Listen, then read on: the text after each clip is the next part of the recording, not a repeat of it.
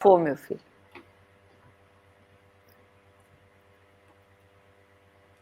Começou.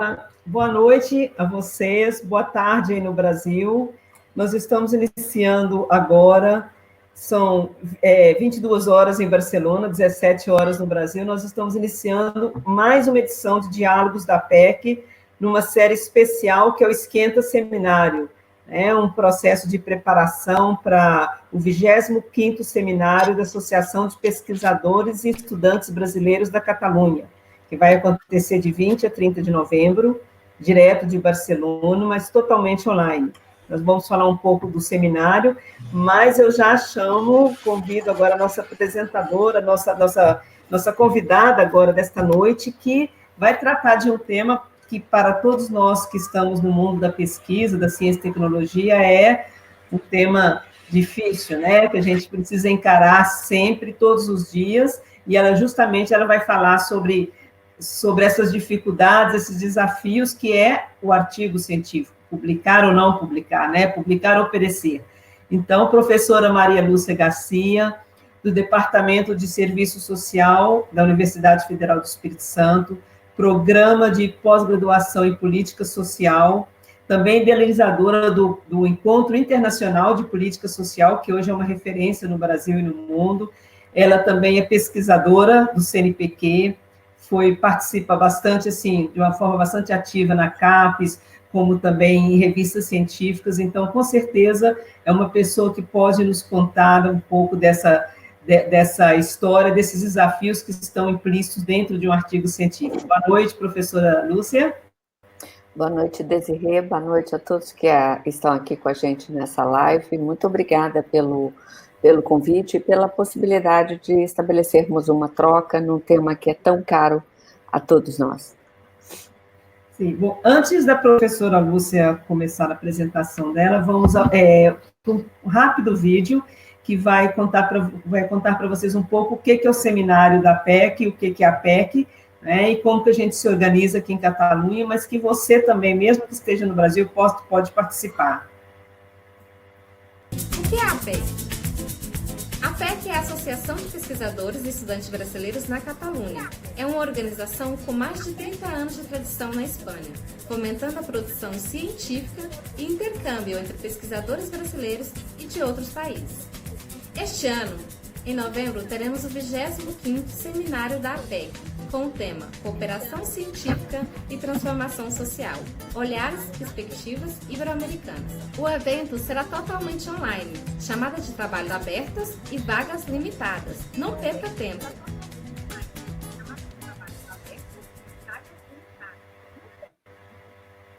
Bom, ainda nesse programa a gente vai falar como se inscrever. Nós estamos com uma promoção agora aqui para o primeiro lote de inscrição, mas vamos para o nosso tema desta noite, tarde aí no Brasil, né? Professora Lúcia, é com você. Obrigada, Desirê. Eu agradeço, né, a apresentação que você muito gentilmente fez. Eu acho que eu queria dizer que, além de ser professora e pesquisadora, eu também sou mãe e jogadora de basquete. Eu acho que a gente, na nossa vida, tem que se lembrar, né, que a vida tem dimensões para além de uma única atividade. Agradecer a presença das pessoas nessa atividade e convidá-las para uma reflexão que envolve uma dimensão instigadora proposta pela Desirê, que muito gentilmente, né, me convidou, e eu queria partilhar com você de algumas questões. Eu não sei se o PowerPoint está em condições de exibição. Deixa eu... Jonas, por favor. Em 5 minutos o PowerPoint estará funcionando. Então tá bom, sem problema. Eu queria introduzir uma questão que é assim, desde 2010, eu tive a oportunidade de participar das diferentes comissões de qualis periódicos na CAPES.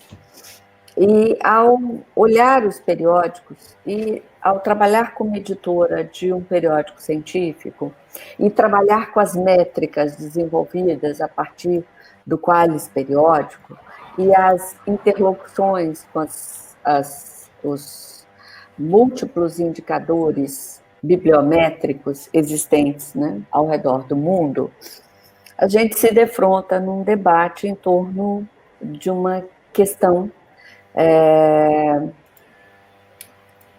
que se coloca do produtivismo.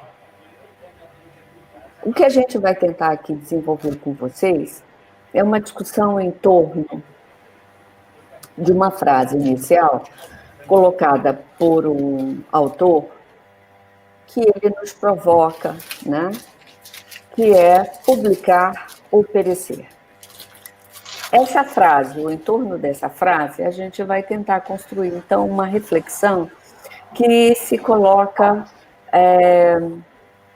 em torno de se o uso do ou na frase, ela não esconderia uma outra faceta da questão da publicação científica. Então, a estrutura da minha apresentação, ela vai se dar em torno de 3 dimensões. Primeiro, a publicação, né? Eu vou pedir perdão. Eu nesse sistema, eu não sei como é que eu passo.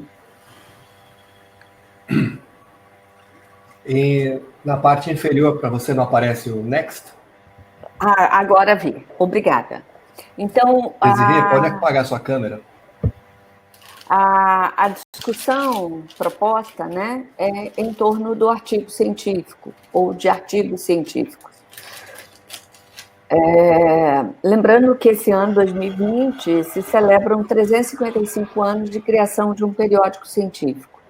Então, a gente precisa pensar, né, que o periódico científico é um tipo, né, de veículo de divulgação científica. E isso tem a ver com todo um debate que se vai fazer do lugar e da função e das problemáticas colocadas no interior da ciência e da comunicação científica. O meu argumento hoje, ele vai tentar, primeiro, abordar a questão da progressiva mudança no processo de produção do conhecimento. Quer dizer, se estamos hoje celebrando o crescimento absurdo do número de periódicos científicos, por outro lado, isso indica uma série de mudanças que vêm ocorrendo. Primeiro, um processo de inversão, né? Às vezes, importa publicar, não importa o que estamos publicando. Enquanto um veículo de comunicação científica, deveríamos nos importar mais com o que estamos publicando do que o quanto estamos publicando. Depois que nessa progressiva mudança, o impacto que o processo de publicação tem sobre a vida e a carreira dos pesquisadores. Todos os concursos, todos os processos de ingresso, permanência e promoção de carreira, um elemento fundamental é não só o que você publicou, onde você publicou, mas também quantos você publicou, né? E vamos tentar trazer alguns elementos da experiência concreta, né? Não só a partir da vivência em comissões de Qualis periódicos, na coordenação de aperfeiçoamento de pessoal de nível superior, da CAPES, como também no interior como editora, né, e membro de uma comissão editorial de um periódico, Argumento, o link está aqui, que sofre de uma série de problemáticas que talvez façam, né, sentido em termos de exemplificação do que queremos destacar. Então, em torno da frase, né, publique ou pereça, publicar, a gente precisa se fazer uma série de indagações, né? Publicar por quê? Publicar Quando? Publicar onde? Que princípios éticos devem me orientar no ato de publicar, de comunicar algo? E quanto? Não só quando, mas quanto devo publicar? Eu queria aqui lembrar um aluno que certa vez, no início de um curso de mestrado, ele dizia: professor, eu quero publicar. E eu disse: o que você tem para publicar? Não, eu quero publicar. E em torno dessa frase, algumas místicas se colocam. Primeiro, a produção de conhecimento, né? O Ottaviani, né, nos lembra que a produção de conhecimento é uma atividade intelectual, seja a atividade que resolve problemas, que reponha problemas e até que se abram novos problemas. Não se trata apenas de conhecer, de repetir o que há, né, do que já existe de estudado. Quais as contribuições da dialética que foram discutidas? Se trata de aperfeiçoar esse conhecimento e fazer o possível para repensar os problemas, tendo em conta a possibilidade de desenvolver alguma reflexão nova. E nessa dimensão, essa é a primeira questão, né? A produção de conhecimento, ela deve apresentar elementos que tratam uma dimensão nova do fenômeno que se estuda. Então, um periódico espera um artigo que apresente algo novo, portanto, algo que não é uma mera repetição do que já existe, e que coloque novos problemas ou apresente resposta a problemas existentes, portanto, que responda a problemas, podendo ou não colocar novos problemas e que possa aperfeiçoar, né, o conhecimento existente. Então, produzir conhecimento é, então, um processo. Esse processo tem uma etapa que diz respeito à dimensão política e à dimensão social desse processo, que diz respeito ao compromisso que o pesquisador assume por comunicar o conhecimento produzido. Entretanto, nesse processo, nós temos algumas questões que se colocam. O que é novo? Muitas vezes, a quantidade é superior ao processo e ao produto, né, desse conhecimento. Muitos na literatura vão se referir ao salame science, ou seja, eu pego o meu trabalho e divido em números, quanto mais artigos eu for capaz, né, e aí vou fracionando o conhecimento. A outra questão diz respeito à regularidade, né? Hoje, cada vez mais, a pressão sobre o pesquisador espera que ele tenha como uma produção em série. Portanto, não importa mais, né? Existe um texto que dizia, nos anos 80, a gente celebrava publicar um artigo. Hoje, não importa mais se publiquei um artigo, importa quantos artigos eu publiquei e, mais do que o quantos, onde eu publiquei, porque deste processo resulta o status que a academia vai me dar, que está expresso no tamanho do nosso currículo Lattes. Quão extensa é a lista dos produtos que apresentamos. Nessa corrida, então, a pergunta, quanto publicastes, implica que essa pergunta deveria ser não o número de publicações que eu tenho, mas a quantidade de conhecimento novo que esses estudos dos quais eu participo estão gerando, nem mais, nem menos. Entretanto, cada vez mais, não só qual é o fator de impacto ou qual é o índice H do periódico, mas também qual é o índice H do pesquisador.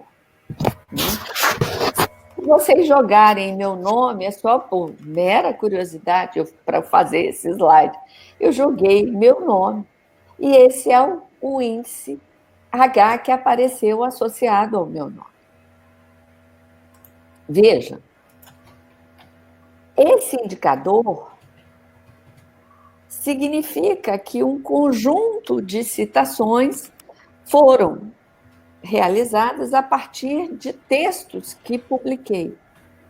Mas no interior desse dado pode estar a autocitação, que é um desvio. Ou seja, como também já evidenciado em artigos pretéritos, uma rede de combinações entre pesquisadores. Eu cito Desirê cita a Beatriz, e a Beatriz me cita, de forma que cada uma de nós vamos citando a outra para aumentar o fator de impacto e a circulação das nossas produções. Então, um debate posto na academia, e talvez vocês possam me dizer, ai, professora, mas essa é uma dimensão pessimista da coisa. Não, essa é uma das faces da questão. A gente precisa colocá-las para ir para a segunda dimensão, que é o lado do prazer e do compromisso político do pesquisador com a sua comunicação dos seus resultados. Mas, num primeiro momento, para muitos de nós, a publicação aparece como uma pressão. Essa pressão, ela vem sendo questionada sob o ponto de vista ético. Ou seja, nem todas as práticas, elas são eticamente aceitáveis. Vou dar um exemplo. Diante da pressão por publicar, cresce a lista daqueles periódicos que são chamados como periódicos predatórios. Eu não sei se vocês já perceberam, mas periodicamente no seu e-mail ou na sua caixa de spam aparecem e-mails convidando para vocês publicarem. Submeta em até 7 dias, em até 10 dias, em até alguns dias, seu trabalho será publicado. E é muito interessante, quando você vai analisar esses periódicos, você vê que eles têm nomes parecidos, alguns deles, com outros periódicos. E há, no interior desse processo, por um lado, um caro e importante debate sobre o acesso livre à informação, né, que resultou, né, num sistema e a geração de um conjunto de periódicos de acesso livre, né? A Argumento é um periódico que surge em 2009 e ela já surge no modelo Open Journal. Por outro lado, nem todos os periódicos têm princípios éticos, em termos editoriais, que devam ser respeitados. Há muita problemática em periódicos. Mas há também uma guerra entre editoras.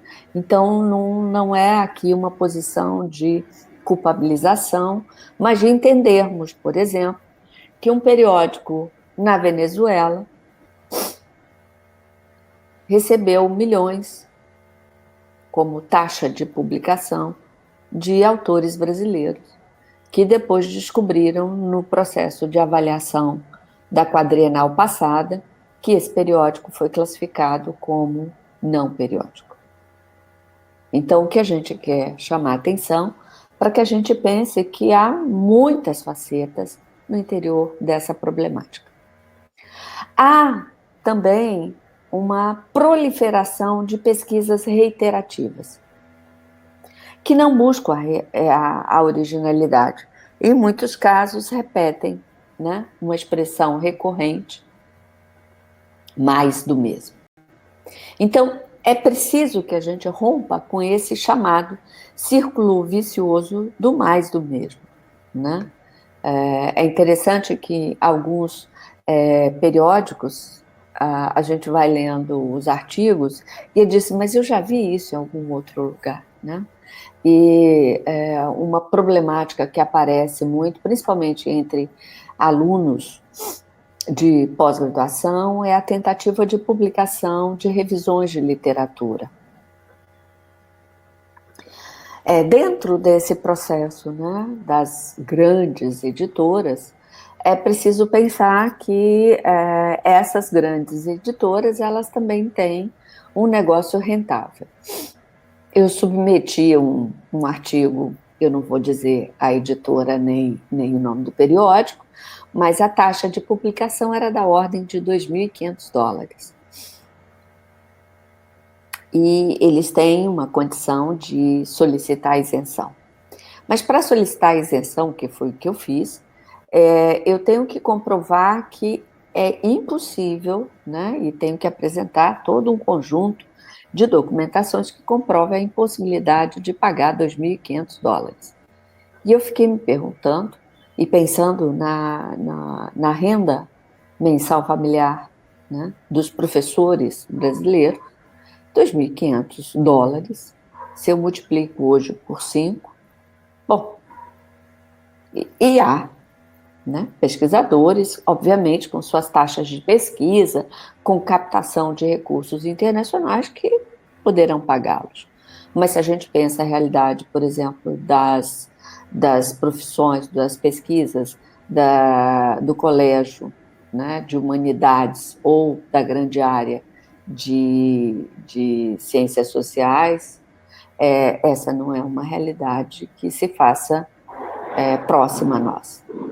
Então, e há outras, por exemplo, em vários editoriais, em várias instruções, aos autores, você observa, por exemplo, os autores chamando atenção de que não interessa publicação de estudos cujas realidades e problemáticas sejam da dimensão local. Essa foi uma argumentação, inclusive, que a gente recebeu em torno de um artigo que submetemos. Então, em torno desse oligopólio, né, dos editores, né, na era digital, a gente precisa pensar o quanto também eles vêm, né, interferindo na agenda de publicação, entendê-lo dentro de um contexto como uma indústria editorial, portanto, geradora de lucro, cuja os critérios de aceitação seguem uma determinada lógica, quanto o status que se atribui àqueles sujeitos que publicam nesses veículos. Portanto, alguns periódicos, e diria aqueles que são mais bem, né, avaliados, porque vinculados a editoras consideradas de maior impacto, nesse sentido comercial, é preciso pensar que eles passam a considerar alguns periódicos que trouxessem mais citações. Então, um jovem pesquisador, o risco de gerar novas citações é menor. O novo associado não à produção do conhecimento novo, mas o interesse que ele possa despertar e a produção de royalties que pode derivar desse processo. O que vocês estão achando?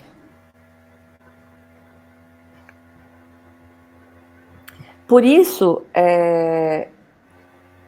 eu queria aqui, né, problematizar com vocês que a gente tem, se por um lado, né, no discurso muitas vezes colocado, publicar aparece associado a sucesso, métrica, comparação entre os pares, eu publiquei mais que, menos que. Por outro lado, não publicar se coloca muitas vezes Desculpa. Aparece como rejeição, cobrança, né? Como se eu individualmente não estivesse produzindo um trabalho de qualidade. Quando, na verdade, a rejeição ela pode não ser uma variável da qualidade ou um indicador da qualidade do seu artigo. Portanto, essa oposição publicar ou perecer, ela pode se configurar em uma armadilha simplificadora de um fenômeno. Eu queria perguntar a Desirê se vocês querem fazer agora aquele intervalo proposto ou se posso continuar. Sim, nós vamos fazer um pequeno intervalo aqui para apresentar um pouco o seminário da PEC, bastante rápido, né? Por favor, Jonas. Agora mesmo.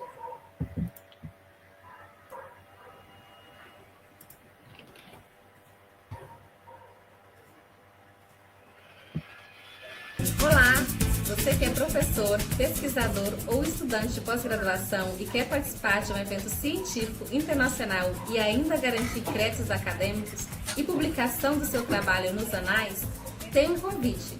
Inscreva-se no 25º Seminário Acadêmico Internacional da Associação de Pesquisadores e Estudantes Brasileiros na Catalunha, APEC. Direto de Barcelona, Espanha, será totalmente online, chamadas de trabalhos abertas e vagas limitadas. Não perca tempo!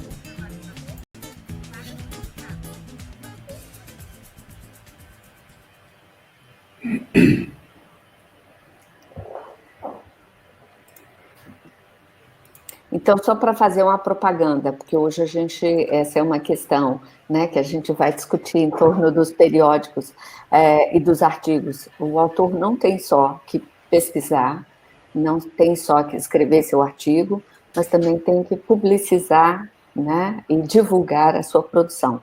Então, nesse sentido, também, aproveitando aqui esse espaço, convidar todas e todos para o 8º Encontro Internacional e 15º Encontro Nacional de Política Social, que vai ocorrer de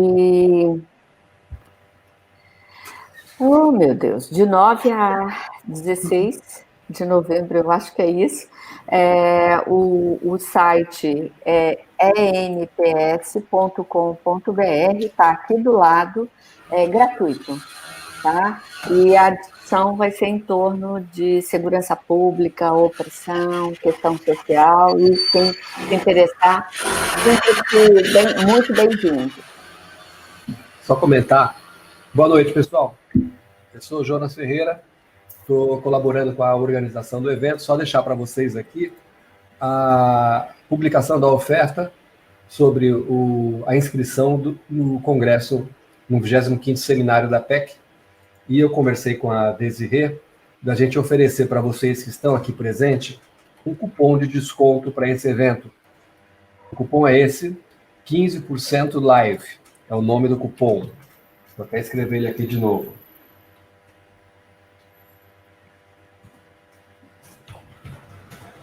Com esse cupom, se você for fazer a sua inscrição, vai ter um local para você colocar o cupom de inscrição e te dar 15% de desconto na inscrição de qualquer uma das possibilidades, tanto como ouvinte como expositor apresentando uma conferência.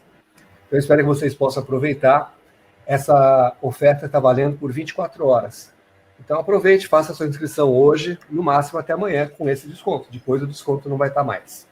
Bom, deixo vocês aí à vontade. Tá, só fazendo uma correção, ouvinte ou expositor submete o trabalho, né?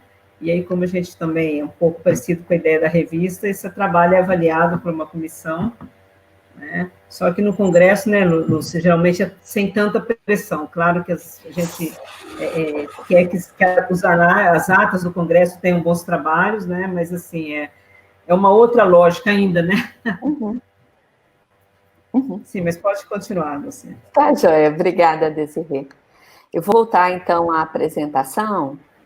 Se o Jonas puder me ajudar de novo. Obrigada, Jonas.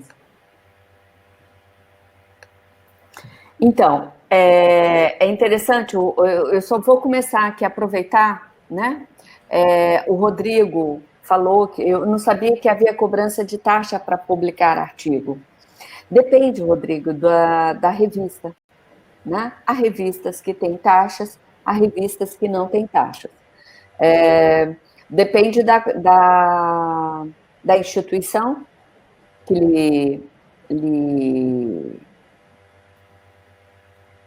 patrocina, o número de patrocinadores que se tem ou não, e de uma série de outros elementos. Então, você vai encontrar tanto revistas que vão claramente dizer quando você submete que há cobrança de taxa, quanto há revistas em que não há cobrança de taxas, ok? Então, a cobrança de taxas efetivamente não é uma prática de todas as revistas, mas há um conjunto importante de revistas com cobranças de taxas e uma variação nos valores.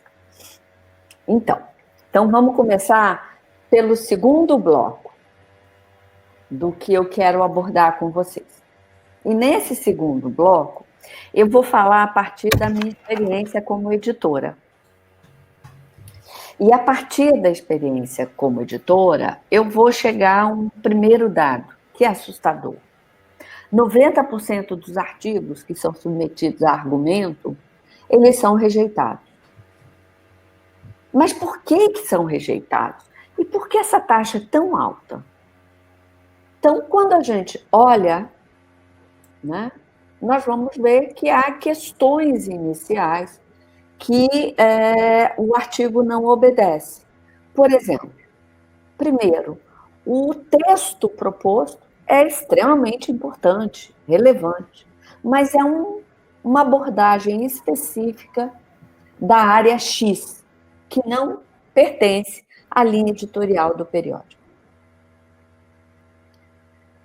Uma outra problemática diz respeito a revisões de literatura, né? Existe um texto da Débora Diniz, que está na revista Argumento, que é Cópia ou Pastiche, é o título do artigo, e a professora Débora Diniz tem vários outros textos e um livro discutindo essa questão do plágio, mas ela chama a atenção para a necessidade de desenvolvimento da voz do autor. E desenvolver a voz do autor também é um processo de formação, né? A Judite Alves Mazzotti, ela fala muito que a revisão de literatura, existem vários problemas usuais. Um deles, ela usa o que poderíamos fazer, guardadas as diferenças de abordagem, uma correlação com o que fala a Débora Diniz. Ela fala do ventríloco, né? Ou seja, muitos textos em que, conforme Cicrano, de acordo com Beltrano, eu vou repetindo conhecimentos existentes, mas não vou avançando, nem dialogando, nem apresentando perspectivas novas sobre o que se tem naquela área. O texto não tem requisitos mínimos, né? Muito texto é devolvido, é rejeitado, porque ele está muito maior do que o periódico aceita. A outra coisa, muitas vezes, a ausência de descrição metodológica. Um outro problema usual é a existência de mais de um objetivo, né? A existência de diferentes objetivos no interior do texto. E a não observância, né? Eu já exemplifiquei com algumas coisas, mas a não observância das normas editoriais. Então, vamos ponto a ponto. A revisão de literatura. As revistas, usualmente, não têm aceitado, e essa é uma orientação que várias bases de dados vêm pressionando para a aceitação dos periódicos em suas bases, que você não publique artigos de revisão de literatura.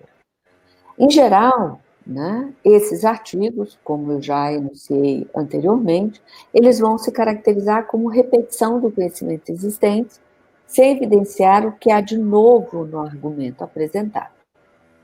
Então, se você fez uma revisão de literatura e o fez com toda a atenção, verifique se a revista aceita esse tipo de contribuição.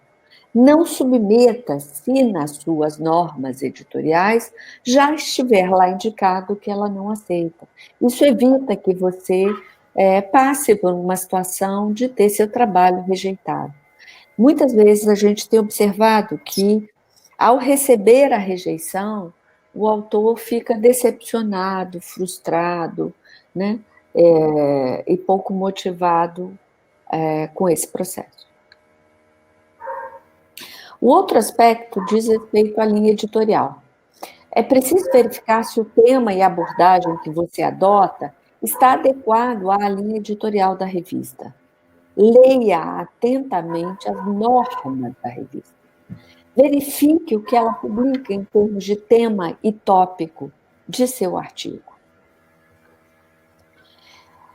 Observe o que está ali listado como requisitos mínimos de um artigo científico, tanto em relação à forma quanto ao conteúdo. Muitas vezes nós recebemos artigos em que há problemas estruturais.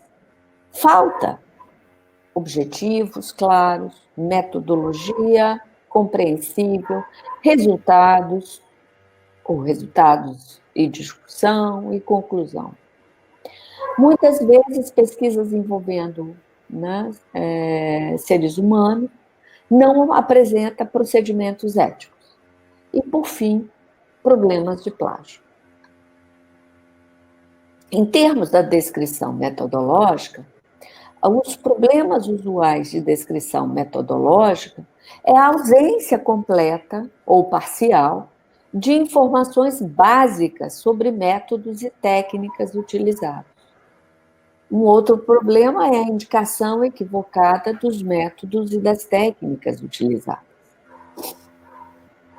Em termos das normas editoriais, é preciso que a gente formate o texto dentro das normas editoriais. Então, eu tenho que observar, esse periódico segue para citações e referências, segue a ABNT, segue Vancouver, segue a APA, segue que normativo? A outra questão diz respeito à linguagem, né? É preciso que a gente ajuste o texto a um padrão de linguagem que está sendo recomendado por determinado periódico e que é uma linguagem também, né, aceitável dentro da área de conhecimento de cada um de nós. Depois, o plágio. Existem inúmeros tipos, esse é uma produção do autor, citado aqui ao final do slide, em que ele diz que a gente tem uma multiplicidade de tipos de plágio, né? E hoje também uma multiplicidade dos farejadores de plágio. Então, temos desde o plágio direto, que é a reprodução literal sem indicação da fonte utilizada, temos o autoplágio, né? Por ter sido escrito por mim não significa que eu não tenha que indicar onde anteriormente eu escrevi. O plágio mosaico, que é uma tentativa de extração de segmentos, né, de fragmentos de diferentes trabalhos, que eu misturo a palavras, conjunções, preposições, que ao final fica um texto que a Alves Mazzotti diz como uma colcha de retalho. Há o plágio de chavão, por exemplo, a gente vai usando determinadas expressões e deixa de indicar quem originalmente cunhou essa expressão. O plágio indireto, que é a reprodução das ideias, com palavras diferentes, mas ainda assim a ideia foi extraída de alguém. O plágio de fontes, eu gostei da citação de uma determinada autora, mas que eu achei essa autora no texto de outro autor. Portanto, eu não li essa autora, mas vou citá-la no meu trabalho, omitindo de onde eu efetivamente extraí. E o plágio consentido, que é um problema que se coloca, né, para alguns de nós, a apresentação de trabalho como sendo próprio, podemos aí chamar, né, o gift author, mas que, em verdade, o texto foi cedido por alguém ou comprado, né? Seja na internet, seja nas instituições, você acessa diferentes pessoas que comercializam trabalhos. E para terminar, para que a gente possa ter um espaço de conversa, de troca, publicar, ele é resultado de um processo, no qual reconhecemos ter um determinado conhecimento produzido que precisa ser socializado. Publicar, por publicar, é um ato esvaziado de sentido. É mera quantidade. Como um diálogo, publicar significa a disposição de dialogar com os autores. Então, eu queria chamar a atenção exatamente disso. Cada periódico, ela tem uma determinada linha editorial e ela tem um determinado leitor. É preciso que eu entenda que, ao escrever, eu estou me propondo comunicar um conhecimento produzido e estabelecer um diálogo com o leitor. Ninguém escreve para não ser lido. Ninguém escreve para não ser debatido. Não como resultado ter um fator de impacto X, Y, Z, mas para que o conhecimento se espraie, para que o dele resulte novas questões e que possa estabelecer esse diálogo. Por isso, é preciso muito cuidado. E, ao falar isso tudo, eu quero desejar a cada um de vocês muito sucesso nessa empreitada. Meu profundo agradecimento e a necessidade de fazer a propaganda. A revista Argumento aceita contribuições inéditas e que nós contamos com vocês, caso queiram nos ajudar na divulgação. O endereço está aqui no chat e teremos todo o prazer de dialogar com vocês. Obrigada, Desirê. E a gente espera que a nossa taxa de rejeição caia a menos de 10%. Mas, para cair, nós precisamos entender que publicar é comunicar um conhecimento novo e que publicar é nos propormos a estabelecer um diálogo com leitores ávidos. Portanto, um periódico científico, ele existe para ser lido, ele existe para ser acessado, e um autor para conversar com seus leitores. Obrigada, muito bom te rever, Desirê. Que bom que a gente pode, com a internet, isso é o lado bom da internet. Esse é o lado bom do Covid. É o lado bom do Covid, a gente...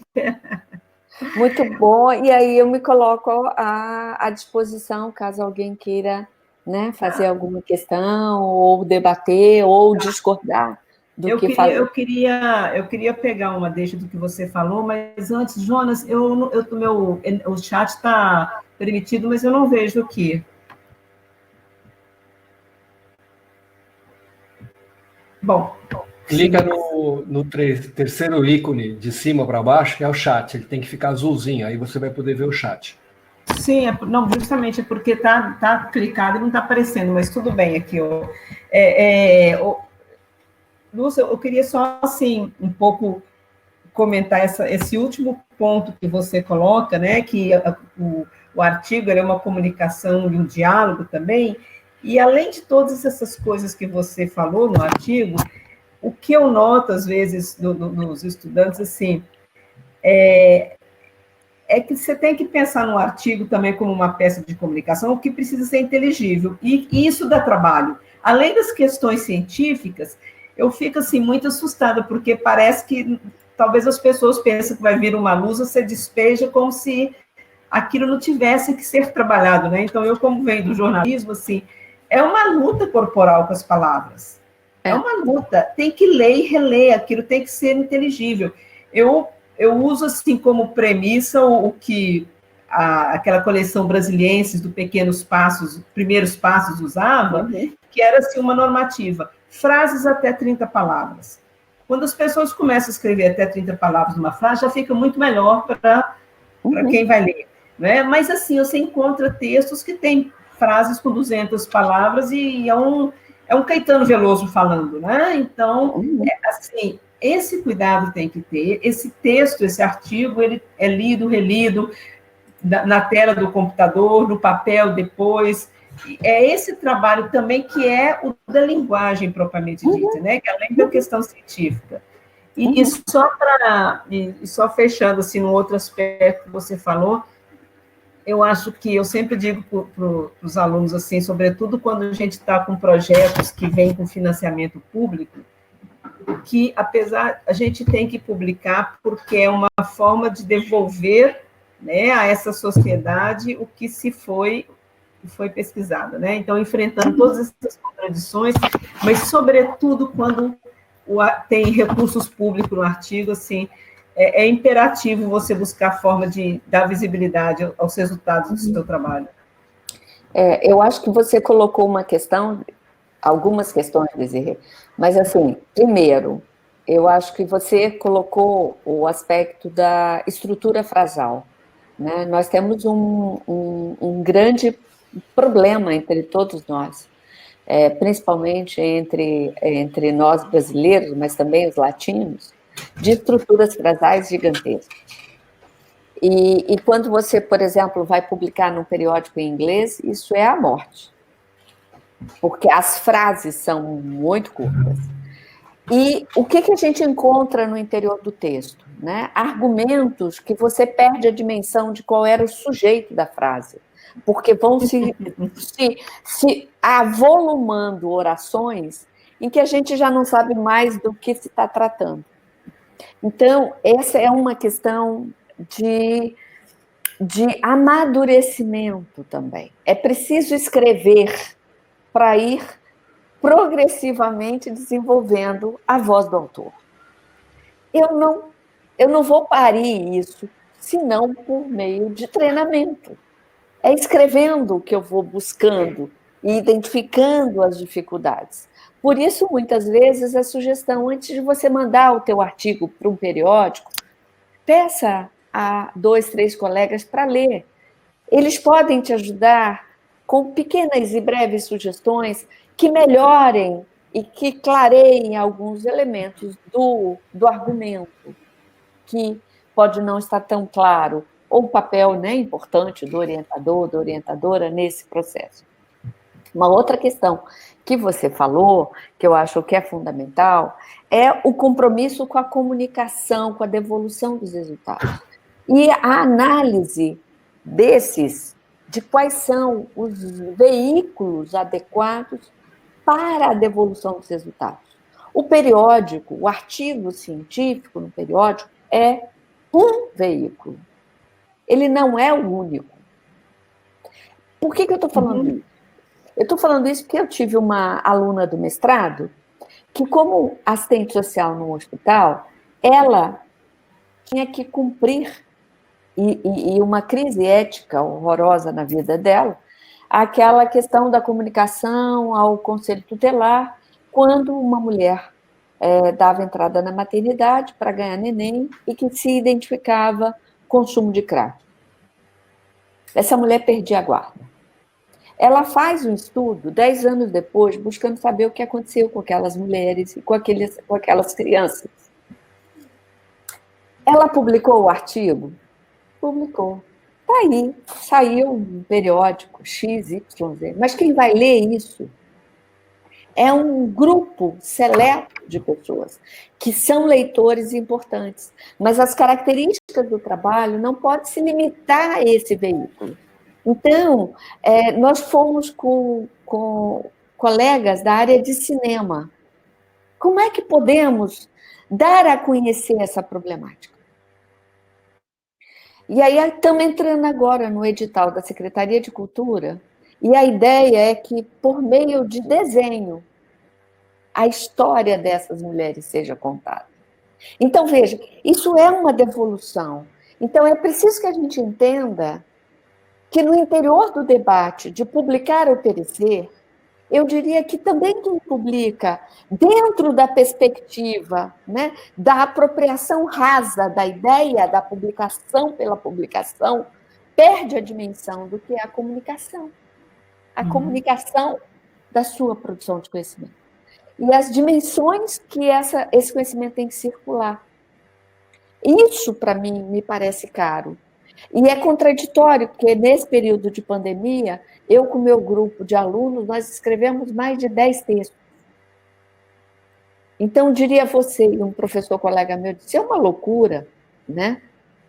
É uma loucura, mas é preciso saber que a gente estava, na pandemia, discutindo, por exemplo, o auxílio emergencial.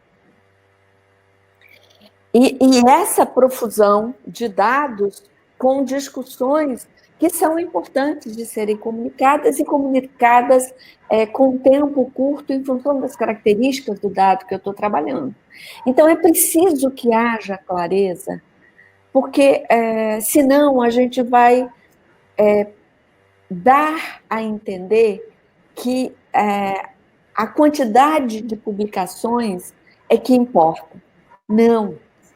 Muitas vezes eu vou levar tempo, que é o que a gente não tem ultimamente, para publicar. Sim. Hoje, grandes periódicos avisam, seu artigo vai demorar, se aceita, a ser publicado. Então, existe um processo de acúmulo em que a gente precisa, com esses alunos de pós-graduação e de graduação, construir o gosto da escrita. Dos diferentes tipos de escrita, incluindo a escrita acadêmica. Eu acho que essa foi a grande distorção da pressão pelo artigo, é que esgotou, não ficou esquecidas outras formas de comunicação, né? E mesmo quando o aluno entra no mestrado, aí já começa.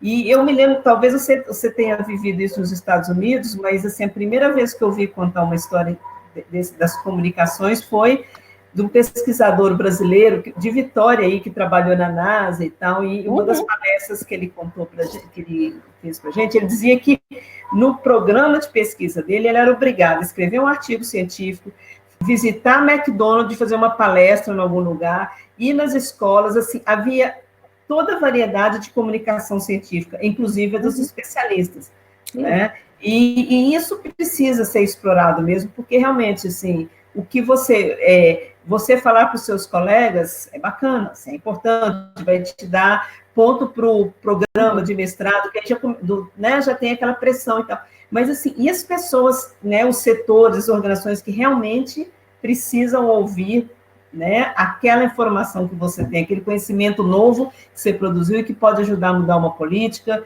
né, ajudar a mudar uma ação. Então, por exemplo, no exemplo que eu dei da minha aluna, ela volta ao Ministério Público para apresentar os resultados, para dizer com a determinada medida imposta pelo Ministério Público, o resultado alcançado foi esse. Vocês conhecem o resultado? Porque é isso, eu preciso refletir com o operador de justiça para saber, você tem a dimensão de o que resulta disso? Então, é preciso pensar que no meu processo de formação enquanto pesquisador, o lugar do livro, o lugar do artigo, o lugar da comunicação em um evento científico, em que cada um desses espaços ele vai ter uma redação com características, com exigências e com habilidades, e que cada um eu devo exercitá-la as suas potencialidades. Então, quando se tem um evento, eu posso comunicar de uma forma. Agora, tem periódicos hoje, eu participei da Associação Brasileira, no congresso da Associação Brasileira de Editores Científicos, que alguns periódicos estão fazendo o lançamento, junto com o artigo, de uma fala de até 1 minuto, você fazendo a síntese do seu artigo. Que é também isso, você ser capaz de sínteses, né?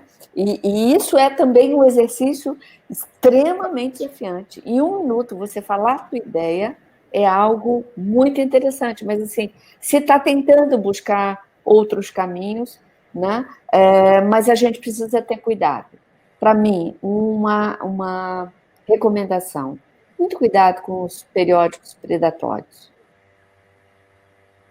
Aquele periódico que não observa as boas práticas editoriais, eu não recomendo.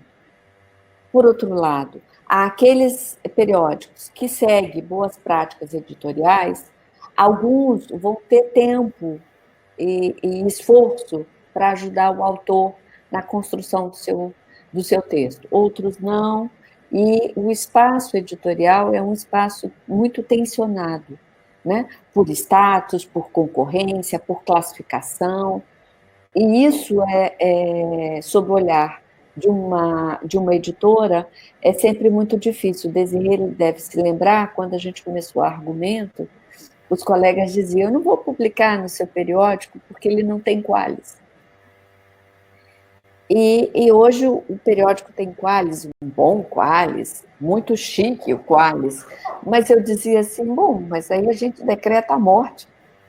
Quem não tem um bom qualis não terá bons autores, se não tem bons autores, como terá leitores? Então é esse processo que a gente precisa pensar, dentro dele que a gente se coloca no momento em que se apresenta como autor.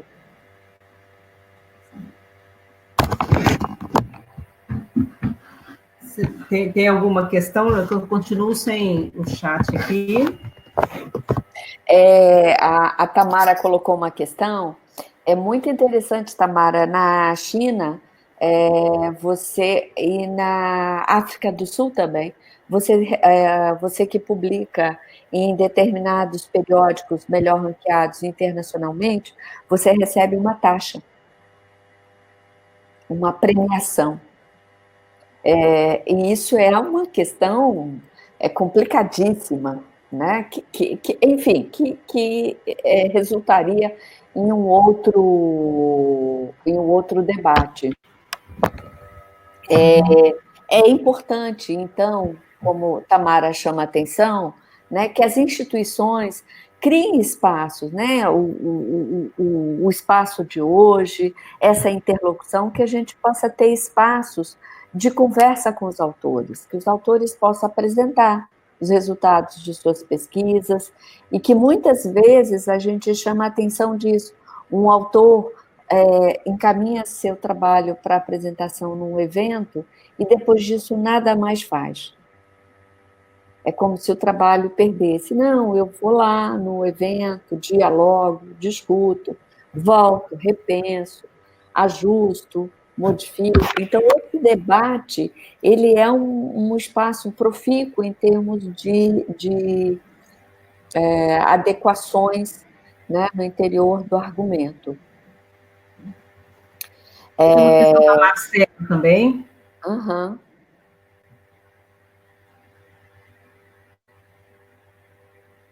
Professora Marcela, do Rio de Janeiro, Estadual do Rio de Janeiro.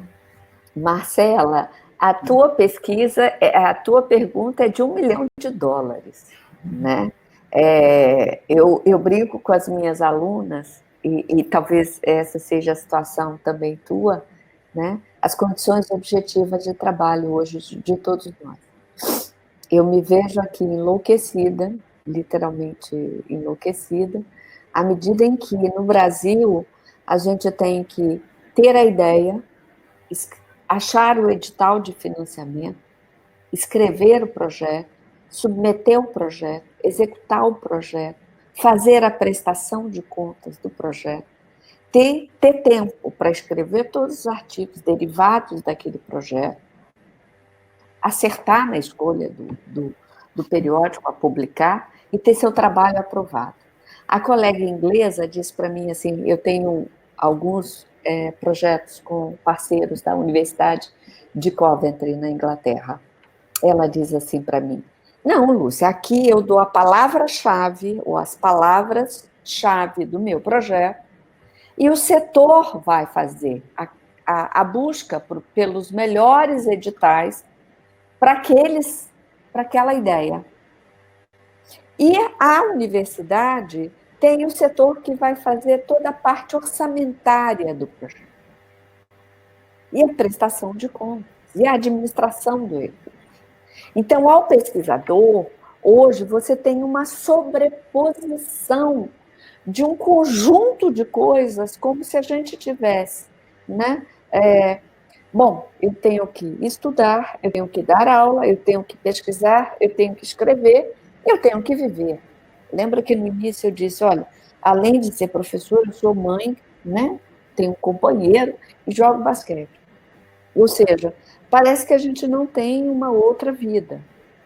E nesta pressão, todos os editais de financiamento, eu não sei no Rio de Janeiro, mas aqui em Vitória, eu fui surpreendida que os editais da nossa fundação estadual estão exigindo no mínimo 2 artigos em journals, com fator de impacto 2. Não é mais quantos artigos eu escrevi, é qual é o fator de impacto das revistas que eu publiquei, e que no mínimo tem que ser de 2, é de 2 para cima. Então, aquela estrutura lá do Scopus, qual é, né, dos quadrantes, qual o conjunto de periódicos de Q1, Q2, Q3, Q4? Não pode ser Q4, não pode ser Q3, não pode ser Q2, tem que ser Q1. E Q1, senão eu não entro na lógica de financiamento. Então, veja, a publicação não é, né? Ou ela não é dada a ela aquilo que é o argumento que eu estou defendendo, que é o espaço de divulgação de um conhecimento produzido. Ele é um elemento fundamental para o acesso a financiamento. É muito interessante. As universidades hoje estão usando um software chamado Stella. Já que tem o nome no Stella. O Stella pega cada programa da sua universidade e compara o desempenho de cada professor em termos de publicação e compara o seu desempenho com o desempenho dos outros programas da tua área. E vai dizer quem é o top, quem não é o top. Então, essa lógica de estratificação, que é aquilo que eu comecei dizendo, a publicação se tornou competição. Então, por isso que eu disse que eu não acredito numa única dimensão da frase, publicar ou perecer. Porque quem está publicando não é expressão de felicidade. Ela é também expressão de pressão, ou resposta à pressão. Então, é preciso que a gente discuta isso e que refute a ideia, né, da publicação como única expressão quantitativa e resultante de métricas. Eu entendo as métricas, eu conheço as métricas, e é importante conhecê-las para poder confrontá-las. Então, esse processo, né, que a Marcela destaca, essa pressão está colocada. Eu tenho que fazer e essa pressão, por exemplo, em termos de número, eu estou no projeto CapSprint, se a gente não tiver os indicadores certos, a agência já avisa, não se renova. Então, é um pouco dessa loucura que eu acho que a gente tem que conversar. Não pode. Nós temos que fazer a discussão. Agora, não é não publicar. Temos que recusar a pressão. Mas também não faz sentido pesquisadores terem projetos de pesquisa e ficarem 6, 8 anos sem devolver à sociedade aquilo que produziu de conhecimento. Lúcia, ótimo, realmente, assim, uma discussão super importante. Eu acho que o Jonas está tentando voltar para a tela inteira, é isso, Jonas? Tô tentando aqui, mas não tá, tá dando certo. Está dando certo, alguma coisa não está dando certo. Mas, assim, agradeço muito você, Lúcia. Nós vivemos a aventura de pensar argumento, criar do zero, e esse momento que não tinha quase, ninguém queria publicar, ou, por outro lado, de vencer uma tentativa de endogenia, né, que os amigos publicassem, né, e só para lembrar uma história que você deve também ter claro em sua mente, quando nós fizemos o nosso exercício, até porque com a Lúcia nem era possível pensar uma revista fora dos padrões científicos, né, das melhores, mas eu me lembro que quando a gente foi fazer a proposta lá para o pró-reitor, ele, assim, desanimou a gente total, né? Disse assim, não, porque vocês vão fazer uma revista, não sei o quê. Ele só conseguia pensar a gente fazer uma revista que fosse cheia dos vícios, né? E a gente realmente conseguiu, naquele momento, vencendo e implantando na Federal do Espírito Santo o sistema de Open Journal System, né? Que não tinha plataforma, não tinha nada. Fui para Brasília fazer o curso, e hoje é uma publicação, né, respeitada, né? Uma publicação que está aí, e, sobretudo, isso que você falou, que conseguiu não seguir os critérios éticos, né? Da boa ciência, né? Atendendo sempre o respeito ao ser humano, né? Toda a vida isso esteve muito claro, né? As exigências éticas da revista. Então, acho que é bom você colocar para nós, assim, que contextualizar, que mais que receitinha de fazer um artigo é compreender esse sistema que é cruel, porque ele é altamente competitivo numa realidade de trabalho que é cada vez mais precarizada. Essa é a grande ironia, né? Porque cada vez estamos mais precarizados, como você descreveu aí. Mas muito obrigada, Lúcia. Eu passo a palavra para você para encerrar. Agradeço ao Jonas também, que está aqui, no momento, lutando para voltar para a tela inteira. Mas, assim, está sendo ótimo. Eu tenho percebido que, se alguma coisa boa vai ficar dessa experiência de Covid, é que nós ousamos, né, usar mais esses meios, para trabalho, para confraternização. Eu sou uma testemunha viva de festa junina, a live de ciências, eu já passei por todas as experiências. Eu acho que isso está sendo um ótimo tema para pesquisa também, né? As novas formas de conviver, né, digitalmente, que estão sendo colocadas. Muito obrigada. Espero vê-la em breve presencialmente em Barcelona ou em Vitória. Eu queria dizer, você lembrou de uma cena que a gente sabe o quanto doeu, né? Naquela época, aquele desestímulo. Mas a certeza do caminho a se trilhar é que nos assegura o lugar de chegada. Então, eu acho que não nos compete aqui desencantar. Eu acho que a mensagem final é de otimismo, né? Quão alegre é quando vemos um trabalho nosso publicado, quando alguém diz, eu li o que você escreveu, que diz, concordo ou discordo, mas que te dá a possibilidade de continuar uma conversa. Eu acho que esse é um espaço extremamente importante, muitas vezes não usado adequadamente, mas muito importante. E eu uso para os meus alunos de metodologia de pesquisa uma frase do Lewis Carroll, que diz, quando Alice, perdida no labirinto, pergunta ao gato, Como faço para sair desse labirinto? O gato pergunta, para onde você quer ir? Alice diz, tanto faz. Ele diz, se você não sabe para onde quer ir, tanto faz o caminho. Então, nos parece que a gente precisa pensar, e é o espaço nosso, nesse processo de formação, dizer que o artigo científico importa sim, importa, e o que nos deve importar é o que temos a comunicar.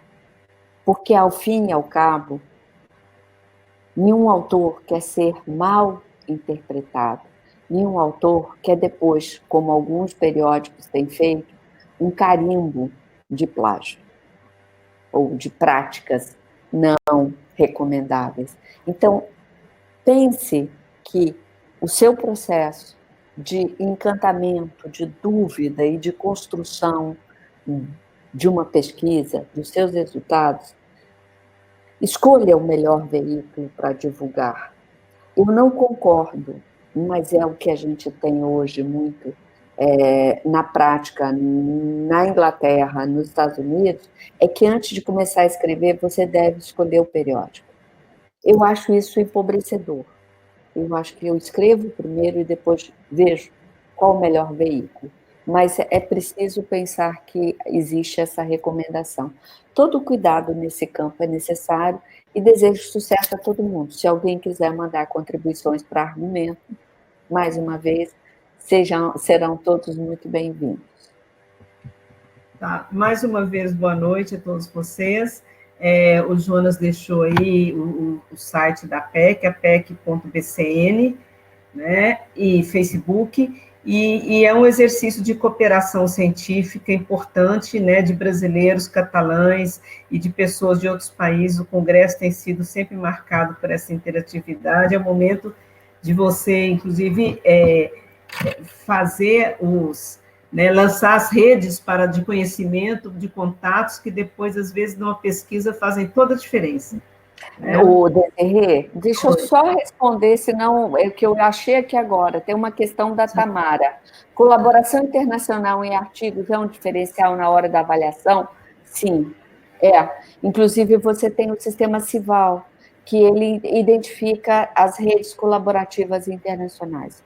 Então, a publicação em coautoria com parceiros de diferentes países é uma expressão de um processo colaborativo internacional, e isso é importante, desde que publicado no periódico adequado.